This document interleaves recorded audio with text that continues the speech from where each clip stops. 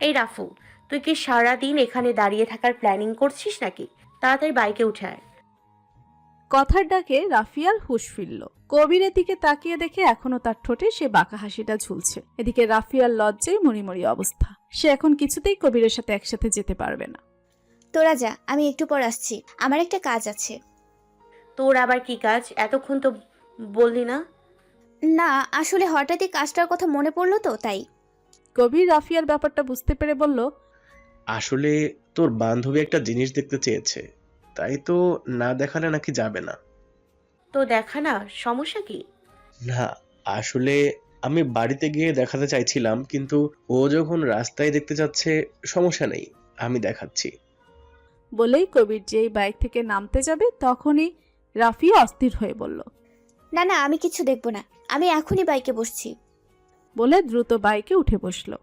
বাইকে মুখ ফুলিয়ে বসে আছে রাফিয়া, আর ওর ফুলানো মুখটা বারবার বাইকের লুকিং গ্লাসে দেখে ঠোঁট কামড়ে হাসছে কবির। ইস, মুখ ফুলিয়ে বসে আছে আমার পাখিটা। সে কি বোঝে না, এভাবে মুখ ফুলিয়ে বসে থাকলে আমার ইচ্ছা করে টুপ করে তার তুলতুলে গালে একটা চুমু খেতে। এই মেয়ে দেখছি আমার চরিত্রে একটা দাগ না লাগিয়ে ছাড়বে না। এসো হে বৈশাখ, এসো এসো, এসো হে বৈশাখ, এসো এসো। পহেলা বৈশাখে নতুন সাজে সজ্জিত হয়েছে পুরো ভার্সিটিতে। পহেলা বৈশাখের থিম হিসেবে ভার্সিটির সব মেয়েরা শাড়ি পরেছে আর ছেলেরা পাঞ্জাবি। বাচ্চানি কথা আর রাফিয়াও, ওরা দুজনেই লাল পাড়ের সাদা শাড়ি পরেছে। সেজেছেও আজ একরকম।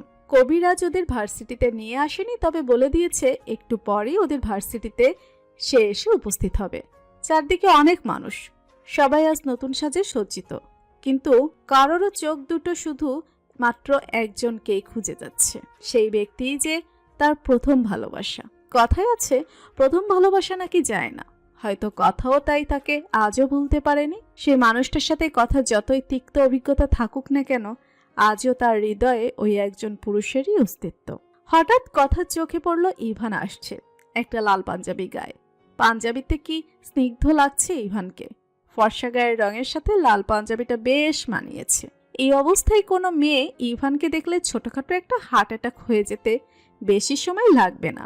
কথা এক দৃষ্টিতে তাকিয়ে আছে ইভানের দিকে। ইচ্ছে করছে এভাবেই সারাটা দিন ধরে ইভানকে দেখতে পারত। ইভানের বুড়ো কুচকে হাঁটছে আর একটু পরপর ঠোঁট কামড়ে এদিক ওদিক তাকাচ্ছে দেখেই মনে হচ্ছে কোনো বিষয় নিয়ে ইভান বেশ বিরক্ত। কথা ইভানের দিকে তাকিয়ে ভালোভাবে পর্যবেক্ষণ করে দেখতে পেল ইভানের পাশে শিলা ম্যাম হাত নাড়িয়ে কিছু বলছে। এতক্ষণ ইভানের দিকে তাকিয়ে থাকতে থাকতে ইভানের আশেপাশে চোখেই পড়েনি কথার। ইভানের পাশে শিলাকে দেখেই কথার মাথায় ধপ করে আগুন জ্বলে উঠল। এদিকে ইভানের চোখ শুধু একজন রমণীকেই খুঁজে যাচ্ছে। কোথায় সেই রমণী যাকে দেখার জন্য সে এই সাত সকালে তার স্বাদের ঘুমটা নষ্ট করে এভাবে সংসেজে ভার্সিটিতে এসে উপস্থিত হয়েছে? এদিক ওদিক তাকাতে গিয়ে হঠাৎই ইভানের চোখ আটকে গেল এক রমণের দিকে। হ্যাঁ, এই তার সেই কাঙ্ক্ষিত রমণী। বৈশাখের প্রথম দিনেই বেশ গরম পড়েছে আজ। প্রখর রোদও উঠেছে, বিন্দু বিন্দু ঘাম জমেছে কথার নাকের উপর। দেখেই বোঝা যাচ্ছে শাড়ি পরে গরমে বেশ দিশেহারা মেয়েটা।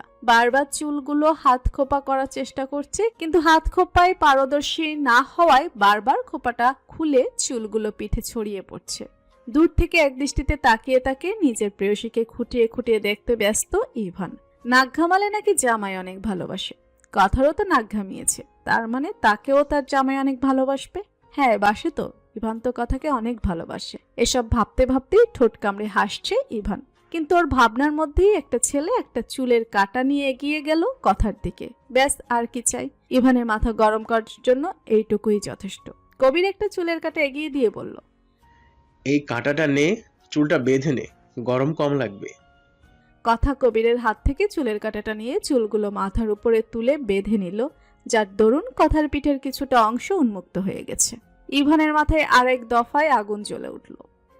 আমারও গরম লাগছে, আমার চুলের কাঁটা কই? আমি কি তোমার চাকর যে তোমার জন্য চুলের কাঁটা আনবো? কথার জন্য তো এনেছো, আমার জন্য আনলে কি হতো? কথা তো আমার বোন, তাই এনেছি।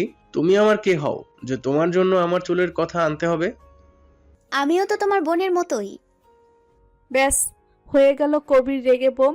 নিজের প্রেয়সীর মুখে যদি ভাই বোন কথাটা শোনে, তাহলে কোনো প্রেমিকই বা রাগ হবে না। কবিরের অবস্থাও তাই। কবির এখন পারছে না শুধু রাফিয়াকে গিলে ফেলতে। কবির গম্ভীর মুখ করে বলল, কাঁটা তো এনেছিলাম, কিন্তু এখন আর কাউকে দেওয়ার প্রয়োজন মনে করছি না। বলে গটগট করে চলে গেল। রাফিয়া কথার কাছে গিয়ে বলল, এই কথা আমি কি এমন বললাম যে কবির ভাই রাগে বোম হয়ে চলে গেল? আমি কি জানি, যা গিয়ে দেখ ভাই কোথায় গেল। রাফিয়া কবির ভাই কবির করতে করতে কবিরের পিছনে ছুটল। ভিড়ের মধ্যে কথা নিজের পিঠের খোলা অংশটায় ধারালো কিছুর আঁচড় অনুভব করছে। পিছনে তাকিয়ে তেমন সন্দেহজনক কিছুই পেল না, তবে পিঠটা খুব জ্বলছে, কেমন চিনচিন ব্যথা হচ্ছে। কথা ওয়াশরুমের উদ্দেশ্যে পা বাড়ালো।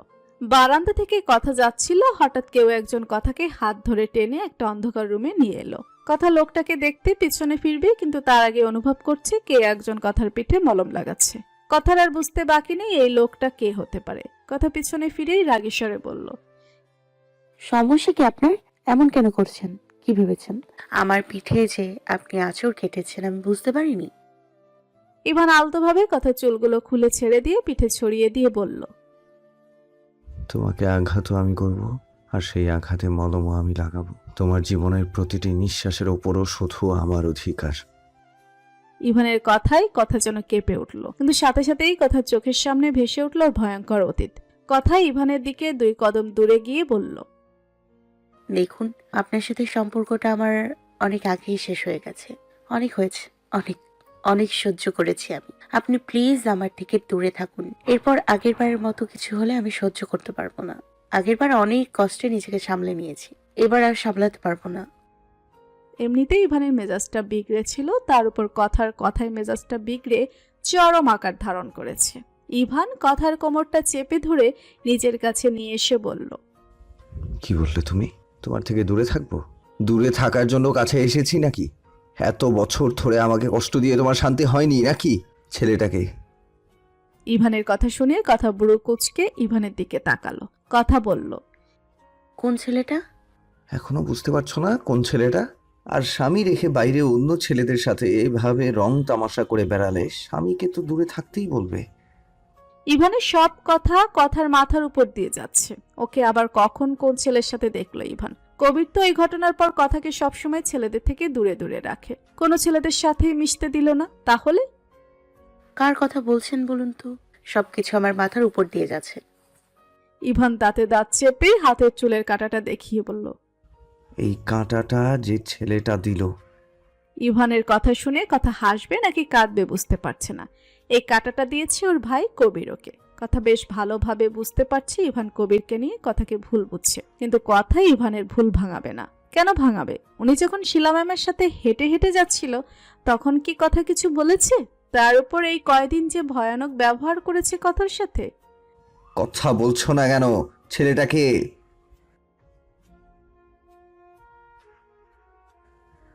বলতে বাধ্য, কারণ আমি তোমার স্বামী। মানি না আমি আপনাকে, মানি না আমি। কি বললে তুমি? আমাকে স্বামী হিসেবে মানো না? কথা কিছু বলতে যাবে, এর মধ্যে ইভান কথার ঠোঁট দুটো কামড়ে ধরলো। কথা নিজেকে ছাড়ানোর জন্য এত চেষ্টা করছে, কিন্তু ইভানের সেদিকে কোনো হেলদোল নেই। সেজন্য নিজের রাগগুলো এখন কথার ঠোঁটের উপর ঢেলে দিচ্ছে। ইভান বেশ জোরালো ভাবে কথার ঠোঁট কামড়ে যাচ্ছে। ব্যথায় কুপড়ে উঠছে কথা।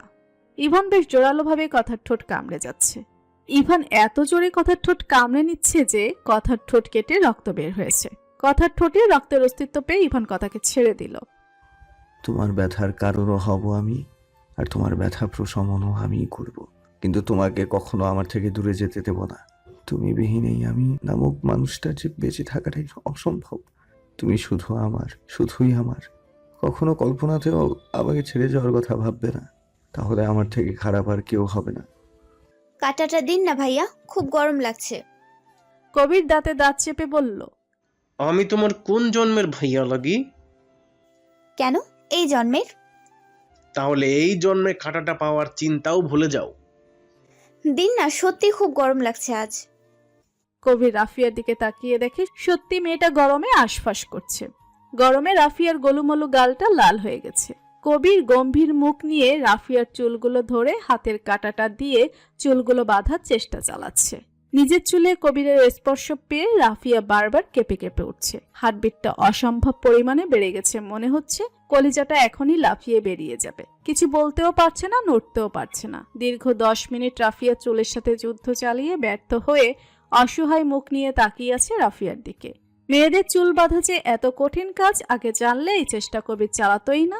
কবিরের অসহায় মুখ দেখে রাফিয়ার মায়া বড্ড লাগছে। রাফিয়া দ্রুত কবিরের হাত থেকে কাঁটাটা নিয়ে নিচের চুলগুলো বেঁধে কবিরের দিকে তাকালো। রাফিয়া মুখে মুক্তদানার মতো জলমলে হাসি ফুটিয়ে বলল, এই দেখুন, আমি চুলগুলো বেঁধে নিয়েছি।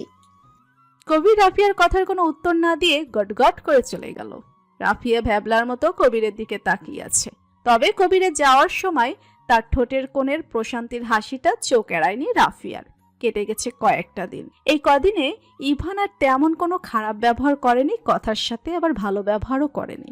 কথাও একটু এড়িয়েই চলছে ইভানকে। ক্লাস শেষে লাইব্রেরিতে বসে আছে কথা। কয়েকদিন পরই পরীক্ষা। এই কয়েকদিন বিভিন্ন টেনশনে এমনি পড়াশোনায় অনেক পিছিয়ে পড়েছিল কথা। এখন সেই পড়াগুলোই কভার করতে হবে। কথা একটা টেবিলে বসে নিশ্চিন্তে বই পড়ছিল। কখন যে দুপুর গড়িয়ে বিকেল হয়ে গেছে আর কখন যে লাইব্রেরি প্রায় খালি হয়ে গেছে সেদিকে কোনো খেয়াল নেই। হঠাৎ একটা কণ্ঠ শুনে চোখ তুলে তাকালো কথা। আজমির ভার্সিটির একজন প্রফেসর। তিনি এখনো লাইব্রেরিতে কি করছো? কথা চারদিকে তাকিয়ে বলল, সরি স্যার, পড়তে পড়তে কখন যে এতটা সময় হয়ে গেছে সেদিকে খেয়ালই করিনি। হ্যাঁ, ইটস ওকে। তা এখন বাড়ি যাবে নাকি আজ লাইব্রেরিতে থাকার চিন্তা ভাবনা করছো? কথা একটা মুচকি হাসি দিয়ে বলল। না স্যার, এক্ষুনি চলে যাব। আজমির কথার দিকে একটা বই এগিয়ে দিয়ে বলল, এই বইটা পড়ো, আশা করি তোমার কাজে আসবে। ধন্যবাদ স্যার, এখন আসি তাহলে। অবশ্যই। কথা আবার একটা হাসি দিয়ে বলল। কথা ভার্সিটির মাঠ দিয়ে এগিয়ে যাচ্ছে। গেটের দিকে উদ্দেশ্য একটা রিক্সা নিয়ে বাড়িতে চলে যাবে। হঠাৎই নিজের হাতে একটা শক্তপোক্ত হাতের টানে থেকে গেল কথা। তাকিয়েই দেখে ইভান রক্তচক্ষু নিয়ে তাকিয়ে আছে। কথা আশেপাশে তাকিয়ে বলল, কি করছেন কি? এটা ভার্সিটি, হাত ছাড়ুন আমার। অন্যদের সাথে তো বেশ হেসে হেসে কথা বলতে পারিস, আর আমার সাথে কথা বলতে আসলেই তোর মুখে কেউ নিম পাতার রস ঢেলে দেয় নাকি? দেখুন, হাত ছাড়ুন। কেউ দেখে ফেললে আপনার সমস্যা না হলেও আমার সমস্যা হবে। এতক্ষণ একা একা লাইব্রেরিতে দাঁড়িয়ে দাঁড়িয়ে আজমিরের সাথে হেসে হেসে কথা বলার সময় মনে ছিল না কেউ দেখে ফেললে সমস্যা হবে? আমার সাথে কথা বলতে আসলেই তোর যত সমস্যা। সে আমার হাত ধরেনি, আর আপনি ভার্সিটির মাঠে দাঁড়িয়ে আমার হাত ধরে রেখেছেন। হাত ধরেছি, বেশ করেছি। আমার বউয়ের হাত আমি ধরেছি, তাতে কার বাপের কি? কথা কিছু বলবে তার আগে ইভান কথাকে টেনে নিয়ে নিজের গাড়ির দিকে পা বাড়ালো। কথা বারবার চিল্লিয়ে নিজেকে ছাড়ানোর চেষ্টা করছে, কিন্তু কে শোনে কার কথা। ইভান নিজের মতো করে কথার হাত ধরে টেনে নিয়ে যাচ্ছে।